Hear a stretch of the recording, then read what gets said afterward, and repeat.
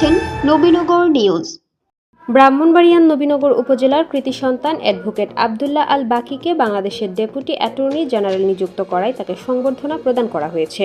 শুক্রবার বিকেলে উপজেলার সলিমগঞ্জ, ররিকান্দি ও শ্যামগ্রাম ইউনিয়নের যৌথ আয়োজনে সলিমগঞ্জ বাজার প্রাঙ্গণে এই সংবর্ধনা প্রদান অনুষ্ঠান অনুষ্ঠিত হয়।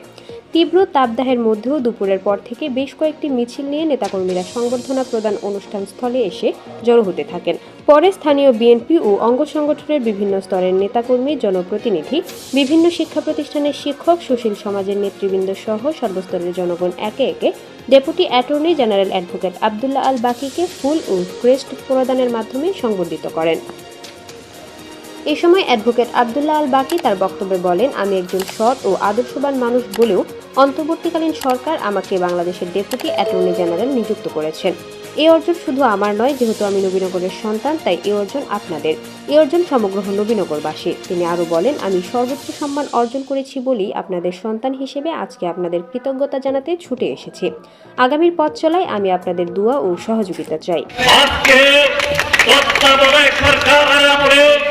আমি একজন আদর্শবান সৎ ন্যায় নীতিবান ছেলে হিসেবে আমাকে সরকার আজকে মূল্যায়িত করেছে। আপনাদের কাছে আমি ছিলাম, আমার আচার আচরণ, আমার চলাফেরা, আমার শিক্ষা জীবন, আমার মা বাবা, আমার দাদা সম্পর্কে আপনারা জানেন। আমার দাদার কথা বলতে হয়, যিনি এন্ট্রান্স পাস করেছিলেন, শাহাদ আলী মাস্টার। তাকে টাকা দিয়ে মানুষ এন্ট্রান্স পাস করার কারণে দেখতে এসেছিল। আপনাদের সামনে আমি বেশি কিছু বলবো না, তারপরেও আবেগভাবে অনেক কথা আসে যায়।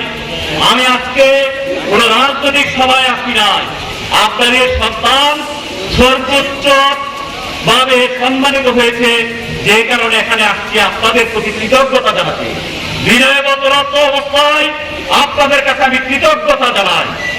সলিমগঞ্জ ইউনিয়ন বিএনপির সভাপতি গুলাম রব্বানী নয়নের সভাপতিত্বে ও মোহাম্মদ সজীবের সঞ্চালনায় সংবর্ধনা প্রদান অনুষ্ঠানে বক্তব্য রাখেন বরিকান্দি ইউনিয়ন বিএনপির সভাপতি নাজমুল হোসেন শেকিল, শ্যামগ্রাম ইউনিয়ন বিএনপির সভাপতি বায়েজিদ আহমেদ।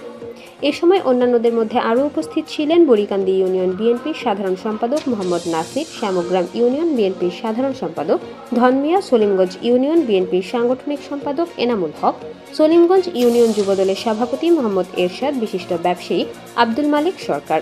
এছাড়াও সলিমগঞ্জ, ররিকান্দি ও শ্যামগ্রাম ইউনিয়নের বিএনপি ও অঙ্গ সংগঠনের বিভিন্ন স্তরের নেতাকর্মী, বিভিন্ন শিক্ষা প্রতিষ্ঠানের শিক্ষক, সুশীল সমাজের নেতৃবৃন্দ সহ সর্বস্তরের জনগণ এ সময় উপস্থিত ছিলেন।